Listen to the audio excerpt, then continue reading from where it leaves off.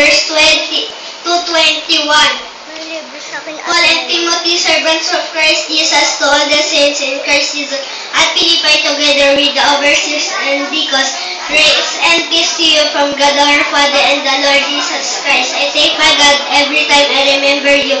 In all my prayers for all of you, I always pray with joy because of partnership in the gospel, from the first day until now, being confident of it that you began a good work will carry it on to completion until the day of Christ Jesus.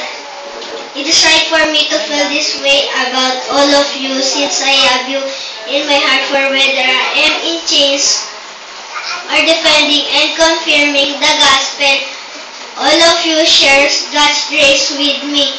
God can testify how I long for all of you with affection of Christ Jesus.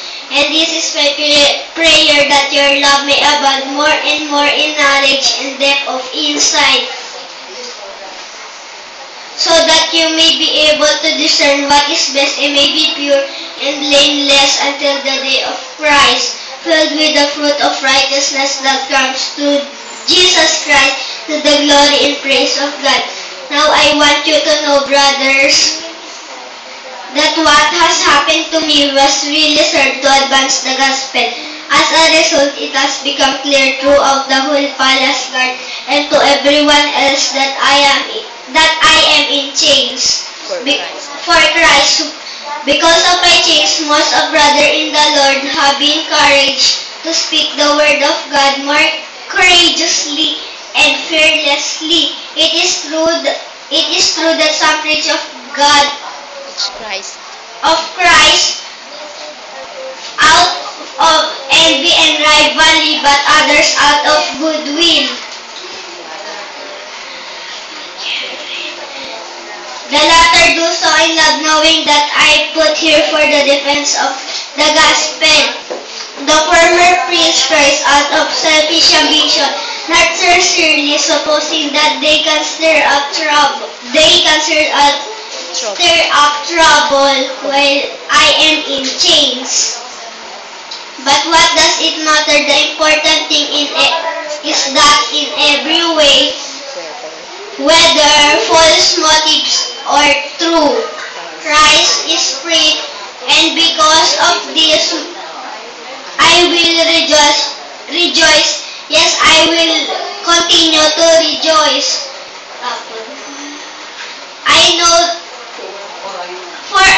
that through your prayers and given by the Spirit of Jesus Christ, what has happened to me will turn out my deliverance. I eagerly expect and hope that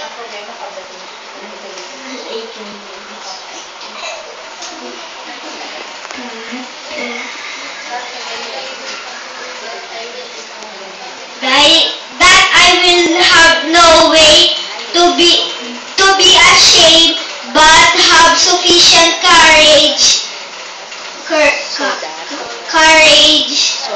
so that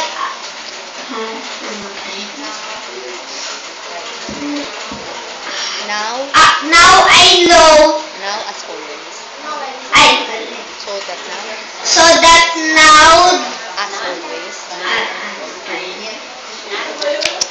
Christ will be exalted in my body, whether by life or by death, for to me to live is Christ and to die is gain.